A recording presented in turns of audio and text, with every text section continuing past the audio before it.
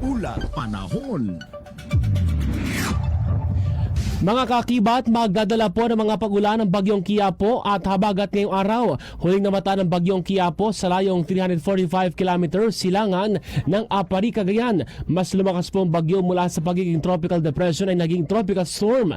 May hangin na aabot sa 65 km kada oras at bugso na 80 km kada oras habang kumikilos naman ito pakanluran, hilagang kanluran sa bilis na 30 km kada oras. Ang lawak po na naturang bagyo ay makakapekto sa hilagang Luzon habang patuloy ang epekto ng habagat patuloy din pong mananalasa. Katasahan sa buong bansang maulap na kalangitan na may kalat-kalat na mga pag-ulan.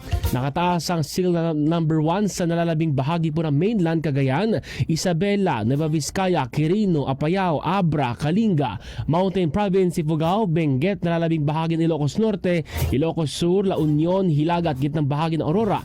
Habang seal number 2 po sa Batanes, hilagang bahagi ng mainland Cagayan, kabilang ang Babuyan Island, silagang bahagi ng Ilocos Norte at inaasahan naman po ang paglabas ng bagyo ngayon din pong araw.